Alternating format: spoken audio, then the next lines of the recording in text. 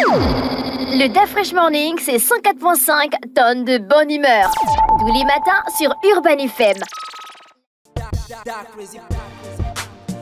Vous êtes sur les 104.5 Urban FM, la station urbaine, et vous écoutez le DAF Fresh Morning. On a un invité ce matin dans le studio. On a Madame Ngwevilo Rekanga. Elle est présidente du conseil d'administration de l'Institut international de médiation et d'arbitrage et de conciliation. Elle est avec nous ce matin pour nous présenter cette institution avec René Ruth dans le DAF Fresh Morning. René Ruth, tu connais Madame Ngwevilo Rekanga? Je vais découvrir Madame Ngwevilo Rekanga. Il faut la connaître. C'est une légende de l'histoire de notre pays. Bon, c'est pas de ça dont on parlera aujourd'hui. Je pense on aura l'occasion de parler de ça. Madame Ngwevilo, bonjour. Merci d'avoir accepté notre invitation. Bonjour à vous, à tous les deux, à tous les trois. Et surtout bonjour également aux téléspectateurs et à tous les auditeurs de Urban FM. C'est un plaisir de vous rencontrer ce matin. Vous venez nous présenter l'Institut international de médiation et d'arbitrage et de conciliation. C'est quoi exactement?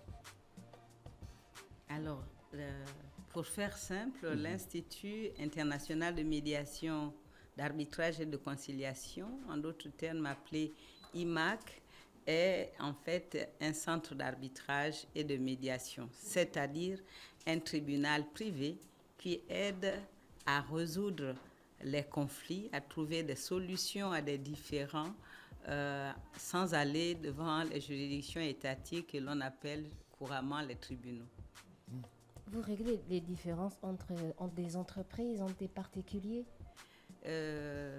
Nous arrivons à faire trouver des solutions entre particuliers ou entre entreprises et particuliers ou entre entreprises entre elles ou entre personnes privées et organismes étatiques, puisque les États sont également sujets à médiation d'après les règles de l'OHADA. Donc on peut régler des différends sans passer par le tribunal. On peut effectivement régler beaucoup de différends sur tous les droits dont vous avez la libre disposition sans passer par le tribunal. Est-ce que ce procédé-là est garanti par une loi? Oui. Non seulement il y a une loi au niveau national qui le permet, il y a même une charte gabonaise sur la question, mais il y a des actes uniformes. L'OHADA a pris 2 actes uniformes aussi bien sur l'arbitrage que sur la médiation. Et vous savez que les actes uniformes de l'OHADA sont des lois communautaires qui régissent l'activité réglementée dans les 17 États membres de l'OHADA et qui s'imposent à 16 États membres. Et comme le Gabon a signé la charte de l'organisation, bien sûr que ces actes uniformes s'appliquent également au Gabon. Vous faites de la médiation, de l'arbitrage et de la conciliation. En quoi c'est différent? Très bonne question. Déjà, je vais vous faciliter la tâche en disant la médiation et la conciliation, vous pouvez les fusionner. Oui. La nuance est très petite. Voilà pourquoi je posais la question. Ça s'appelle d'ailleurs des modes amiable de règlement des différends, mode amiable, parce que justement, ce sont les parties qui vont essayer de trouver elles-mêmes la solution. Le médiateur ou conciliateur va simplement les aider à faire émerger la solution en faisant rétablir la communication. Parce que généralement, il y a un dysfonctionnement au niveau de la communication, c'est cela qui amène essentiellement les conflits. Vous savez que même dans l'organisme humain, lorsque quelqu'un est malade, généralement, c'est qu'il n'y a pas communication avec les autres organes. La communication est devenue dysfonctionnelle et ça amène ce qu'on appelle dans le quartier la palabre. Voilà. Donc, déjà, le médiateur, lui, il va aider les parties à trouver elles-mêmes la solution, alors que en ce qui concerne l'arbitre, l'arbitre va procéder exactement comme le juge au tribunal, il va trancher le litige, c'est-à-dire après avoir examiné le dossier, après avoir pris connaissance des desiderata des parties, parce que tous ces modes alternatifs de règlement des différends sont essentiellement volontaires. C'est-à-dire qu'il faut que les deux parties soient d'accord pour pouvoir y recourir. Alors, l'arbitre, lui, il va trancher le conflit, c'est-à-dire qu'il va dire, grosso modo, qui a raison et qui a tort. Alors que dans le cas de la médiation et de la conciliation, il y a un gros effort qui va être fait pour que les parties puissent revenir à une communication, que dirais-je, réparatrice, une communication qui ramène la sérénité et qui permet donc à chacune des parties d'exprimer entièrement ce qui n'a pas marché, ce qui a déplu, ce qui a amené au conflit, à la tension, à la difficulté.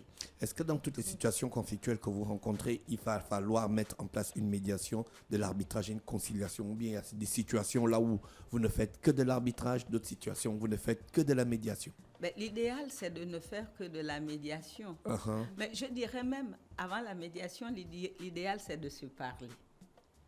C'est de se parler parce que, généralement, quand il y a conflit, c'est qu'il y a eu frottement, c'est-à-dire deux personnes qui se sont rapprochées. Et généralement, elles se sont bien accordées à un moment donné. Donc, on ne se parle plus alors qu'on pourrait déjà négocier. La négociation, c'est deux parties. L'une qui a quelque chose à exprimer à l'autre et qui a besoin que l'autre l'écoute. C'est lorsque ça ne marche pas qu'on va arriver probablement à la médiation. La médiation, on appelle un tiers qui est impartial, qui est indépendant, qui est compétent et qui est diligent.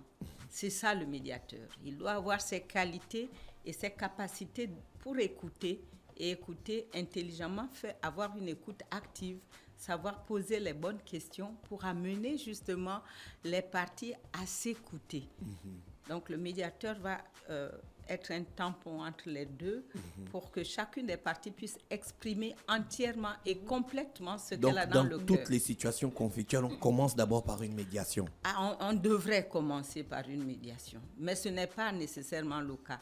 Le contrat entre deux parties peut avoir prévu qu'en cas de litige, ils iront devant les tribunaux. C'est assez courant, on le voit. Ce contrat peut avoir prévu non pas les tribunaux, mais un arbitrage. Donc, ils peuvent aller en arbitrage. Mais aussi bien devant les tribunaux qu'en arbitrage, le juge ou l'arbitre peut estimer que ce litige a besoin de passer par une médiation au préalable et que pourrait être résolu par la médiation, c'est-à-dire par une voie amiable, pour qu'on n'arrive pas à l'escalade ou aux difficultés qu'amène généralement un jugement du tribunal. Vous imaginez bien que deux parties qui ont très bien commercé jusqu'alors, peut-être depuis une quinzaine d'années, travaillent ensemble. Quand arrive le litige, si ce litige doit aller devant les tribunaux, il est rare que ces deux parties se retrouvent encore en affaires. C'est pareil dans nos familles. L'oncle qui a pris le terrain de la nièce ou des enfants de son frère et qui a installé, je ne sais plus trop qui, dessus, et les enfants veulent reprendre. Si ça se règle à l'amiable, c'est-à-dire par voie de médiation, qui est une voie déjà confidentielle, on peut très bien régler le litige parce qu'il y a cette tierce partie qui est quand même une autorité de probité, de rigueur, de savoir-faire qui peut aider à résoudre le problème. Mais si ce litige se retrouve devant les juridictions étatiques, c'est-à-dire devant le tribunal, c'est-à-dire si les neveux amènent l'oncle au tribunal, il est difficile après de rattraper cela dans la famille. Ça devient des familles décousues, difficiles, éparpillées, où chacun se regarde. Parfois, ça va jusqu'aux enfants qui ne vont plus s'accorder, des cousins et cousines, des sœurs, des frères qui s'entendaient. La discorde s'installe dans ce cas-là et ce n'est pas beau. Et c'est en cela que les modes alternatifs de règlement des différends viennent un peu suppléer, corriger, en même temps que nous aidons les tribunaux à être moins débordés, c'est-à-dire faire en sorte que tous les litiges n'aient pas besoin d'aller devant le tribunal. En même temps, c'est aussi des modes de règlement qui socialisent la cité, parce que justement la confidentialité et leur but essentiel, c'est de préserver la relation, ramener à la sérénité dans la relation pour que les affaires puissent se poursuivre. Qu'est-ce qui donne de la valeur à vos décisions? Et qu'est-ce qui fait en sorte que les belligérants, on peut le dire comme ça, les partis respectent ces décisions? D'abord, le fait que ce soit volontaire. D'accord. C'est-à-dire qu'il faut avoir bien voulu accepter de venir ou en médiation ou en arbitrage.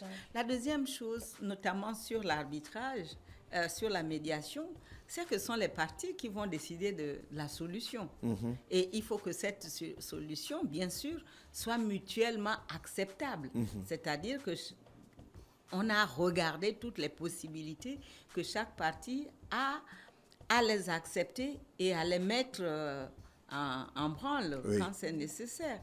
Mais ils ont choisi devant-hier, donc, et ils se sont exprimés, ils ont expliqué leurs difficultés, ils ont expliqué leurs possibilités, et donc il est beaucoup plus facile que la décision soit appliquée sans besoin nécessairement de recourir à la force. Et combien de temps ça vous prend pour régler une affaire? En ce qui concerne une médiation, en principe, en 45 jours, vous avez réglé une affaire. On dit que la médiation, généralement, c'est maximum 3 mois, mais je peux vous dire, moi, je vois avec mes collègues français où les séances de médiation sont facturées à l'heure. Ils n'ont pas envie là-bas, de l'autre côté de l'Atlantique, de passer 45 jours pour régler. C'est en 4 heures, en 10 heures de temps, on a fini avec un litige. Ça veut dire que les parties, quand elles viennent, elles savent déjà ce qu'elles veulent. Elles savent jusqu'où elles veulent aller. Elles savent ce qu'elles veulent dire essentiellement. Elles se sont préparées. Parfois, il y a même une réunion de préparation avec le centre d'arbitrage et c'est là où intervient l'intérêt d'un centre d'arbitrage. Parce que pour résumer, vous m'avez demandé tout à l'heure, je vous ai donné peut-être une définition que je pourrais encore schématiser en disant un centre d'arbitrage, c'est comme si vous avez eu un peu d'argent, vous construisez une maison, vous l'équipez de matériel médical, vous mettez de matériel de gynécologie ici, la pédiatrie ici, et ainsi de suite. C'est ça le centre d'arbitrage. Nous mettons les conditionnels pour que les litiges puissent être réglés. Nous recevons les litiges, nous avons un règlement d'arbitrage, nous avons un règlement de médiation, nous avons un barème pour l'arbitrage et un autre pour la médiation. Et donc, des médiateurs qui sont indépendants, qui sont correctement formés, qui sont parfois sélectionnés par nous.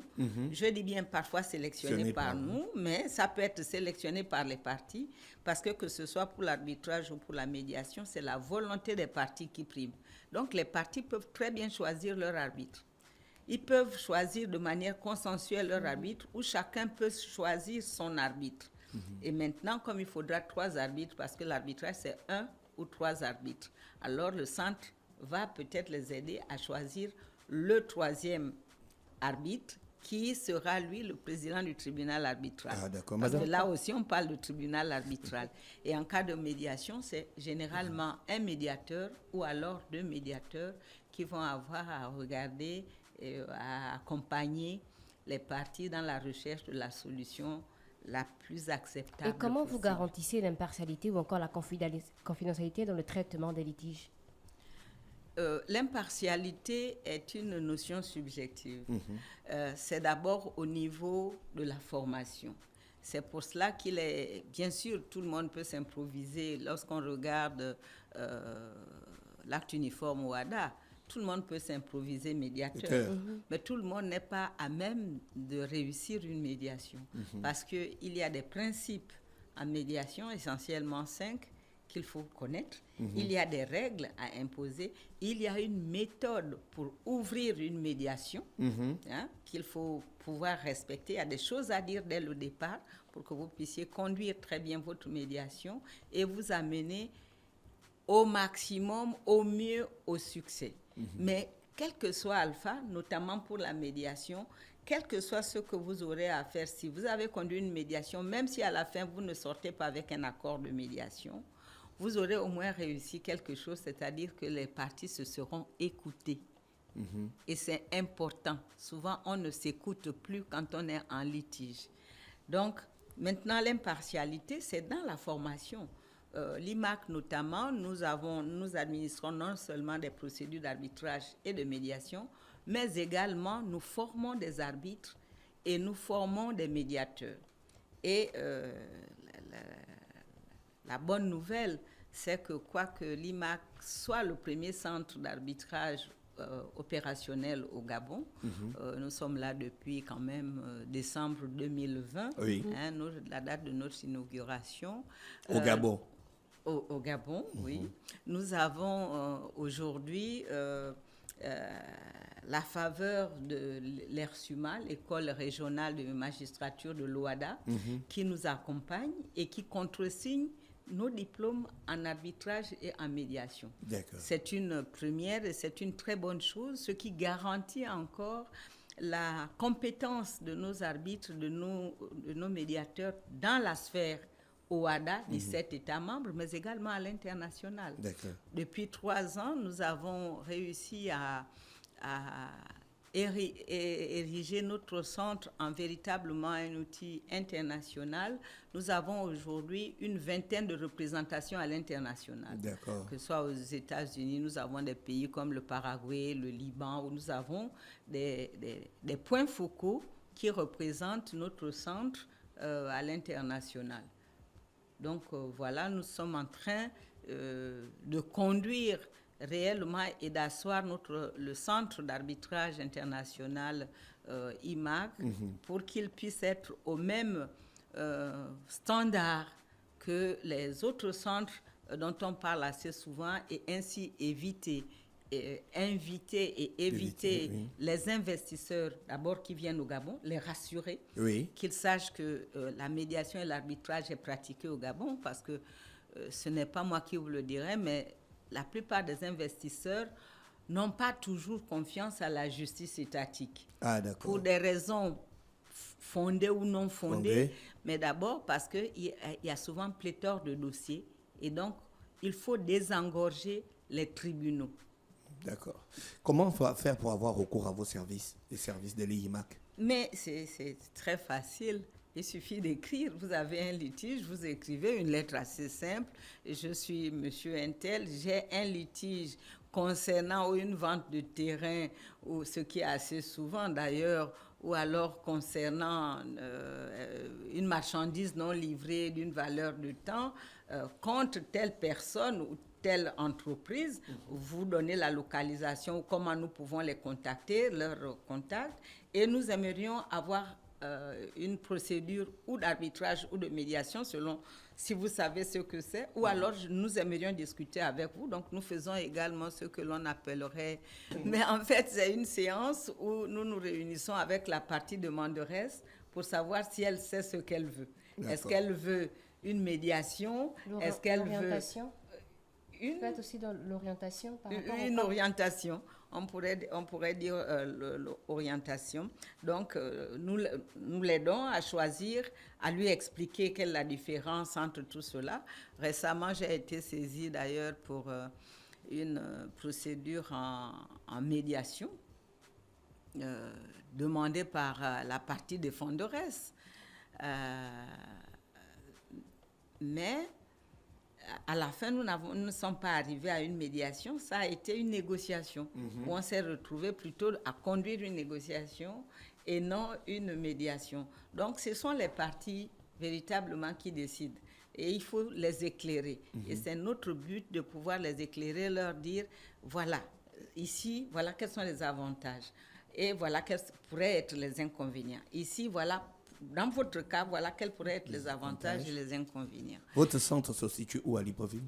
Nous nous trouvons à un endroit très stratégique et bien connu. Nous sommes juste à côté du lycée Léon-Bas. D'accord. C'est le bâtiment en partant d'ici, juste avant le lycée Léon-Bas. C'est un immeuble qui s'appelle les Terrasses de l'Estuaire. Oui, c'est un des rares immeubles à Libreville qui a son nom écrit sur la barrière.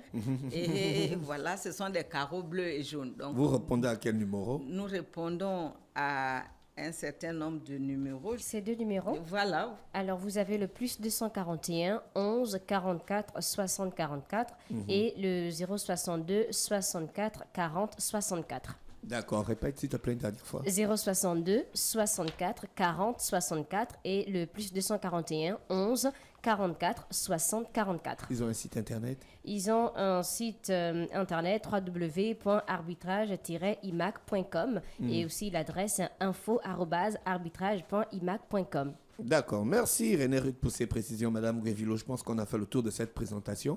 Ajoutez quelque chose avant qu'on se sépare? Juste vous dire que le fait que vous veniez en arbitrage ou en médiation à l'IMAC ne vous empêche pas d'avoir un conseil qui peut être un avocat. Oui. C'est une très bonne chose de pouvoir avoir également quelqu'un pour vous conseiller pour la procédure en arbitrage ou en médiation. Vous pouvez vous en passer. C'est aussi dire que nous ne sommes pas en concurrence ni avec les juges, au contraire, ni avec les avocats. Au contraire, l'arbitrage et la médiation ont également besoin et du juge et des avocats. Donc, nous travaillons nous assainissons le climat des affaires. Essentiellement, il faut dire que ces procédures ont proliféré justement dans le cadre de l'OHADA, l'Organisation pour l'harmonisation du droit des affaires en Afrique, pour favoriser justement que les affaires soient beaucoup plus fluides et que le développement s'installe en Afrique. Merci. Je rappelle qu'on recevait ce matin Mme Guevilo Rekanga, qui est présidente du conseil d'administration de l'Institut international de médiation, d'arbitrage et de conciliation. Elle nous parlait en long et en large de cette institution ce matin sur les 104.5. On vous remercie d'avoir accepté notre invitation et on vous souhaite de passer une bonne journée à l'écoute des programmes d'Urban FM. Le DAF Fresh Morning, c'est 104.5 tonnes de bonne humeur. Tous les matins sur Urban FM.